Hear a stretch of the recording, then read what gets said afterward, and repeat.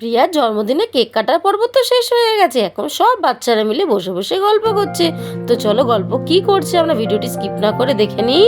আমার না খিদেতে পেট খুব জ্বলছে রে, কখন খাওয়া হবে রে? সবাই তো খেতে বসে গেছে, আমি কখন খাবো? আমাকে তো খেতে কেউ ডাকছে না। উফ বাবা, আমার কি খিদে পেয়েছে। একজনের অমনি খিদে পেয়ে গেল। কি সুন্দর গন্ধ বেরোচ্ছে, জিভে জল চলে এসেছে। তো দেরিকা, আমাকে তো খেতে কেউ ডাকছে না, আমি যে কখন বসবো আমি বুঝতে পারছি না। আমার তো গন্ধেতে আরো জোরে জোরে খিদে পেয়ে গেল। রিঙ্কি, তুই কি বলিস রে? কিছুক্ষণ আগে তো তুই কতটা কেক খেলি, তোর পেট না কুয়োরে?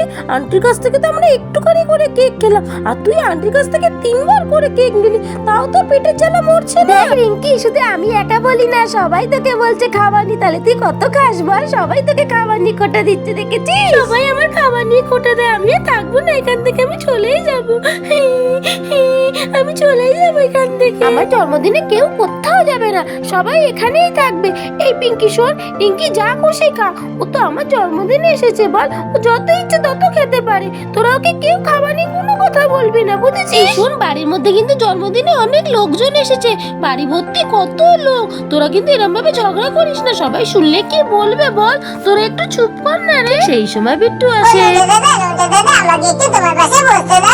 বিট্টু, তোর এখানে বসার জায়গা নেই রে, তুই খাটে গিয়ে বস। বিট্টু, তুই এখানে এসেছিস কেন? তোর এই মোটা চেহারা এখানে হবে না, তুই যদি এখান থেকে ফোন। আমাকে বসতে দিলে না প্রিয়া দিদি, আমাকে তোমার পাশে একটু বসতে দেবে গো?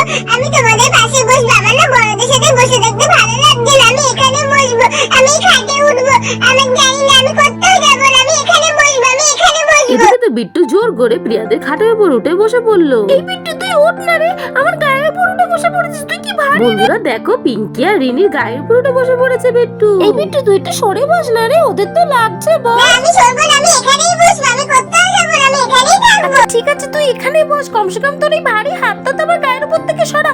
ও বাবা, আমার গাটা পুরো গেল রে, আমি হাত নাড়াতে পারছি না। বিট্টু, তোর হাতটা সরা।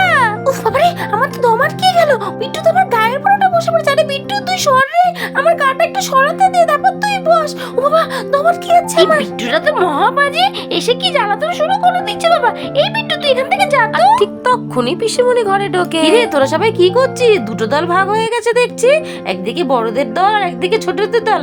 বাবা, বেশ বেশ, তা কি আমি এখানে বসতে পারি? পিসিমণি তো ওদের ওখানে গিয়ে বসলো, চল চল আমরা ওদের ওখানে গিয়ে বসি। তোদের সব বন্ধুদের এক জায়গায় বসে থাকতে দেখতে আমার খুব ভালো লাগছে। পিসিমণি, পিসিমণি, আমার জন্মদিনে আমার একটা কথা রাখবে গো, আমাকে একটা গল্প শোনাও না গো। হ্যাঁ হ্যাঁ পিসিমণি, আমরা সবাই গল্প শুনবো, তোমার কাছে আমরা অনেকদিন গল্প শুনিনি গো, একটা গল্প শোনাও না গো। তোরা তো আজকে সব বন্ধুরা মিলে রয়েছিস, তাহলে তোদেরকে আজকে আমি একটা বন্ধু দিয়ে গল্প শোনাবো, শুনবি? হ্যাঁ পিসিমণি, আমরা তাহলে বন্ধু দিয়ে গল্প শুনবো, বন্ধু দিয়ে গল্প শোনাও না গো। কি মজা, আমি গল্প শুনবো। তারপর সব বাচ্চারা মিলে গল্প শুনতে বসে যায়।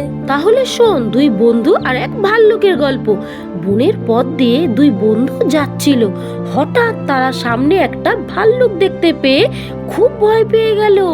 প্রাণের ভয়ে এক বন্ধু তাড়াতাড়ি গাছে গিয়ে উঠলো, কিন্তু অন্য বন্ধু তো গাছে উঠতে জানতো না। পিসিমণি, তাহলে কি ভাল্লুকটি বন্ধুটাকে খেয়ে ফেললো? না না, খাবে কেন?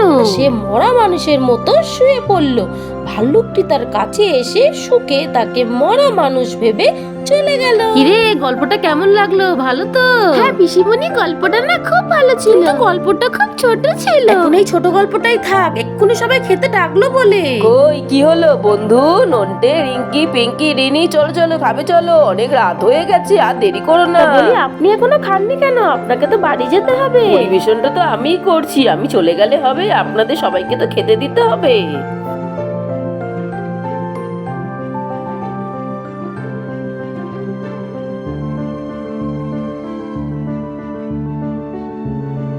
বাবা, কত আয়োজন করেছিস রে মিনু একা হাতে। তোর হাতে না জাদু আছে, সত্যি বলছি। সকালের আয়োজন, আবার দুপুরের আয়োজন, রাতের আয়োজন, তোকে আজকে একা হাতে সব সামলাতে হয়েছে। বল রে দিদি, ও আর এমন কি, তো মেয়ের জন্মদিনে করতেই হয়। তাছাড়া মালা দিদি ছিল তো, ও তো আমাকে খুব সাহায্য করেছে। আর কি করলাম, আসল রান্নাটা তো তুই করেছিস, আমি তো শুধু একটু কেটে কেটে দিয়েছি। ও বৌমা, বাচ্চাগুলোকে একটু খেতে দিয়ে দাও, কত রাত হয়ে গেছে, ওরা কতক্ষণ ধরে না খেয়ে রয়েছে। আমি রাজকে ডাকতে পাঠিয়েছি, ওরা আসলেই আমি খেতে দিয়ে দেবো। আমি যাই, তোমার শ্বশুর মশাইকে কি খেতে দিয়ে আসি।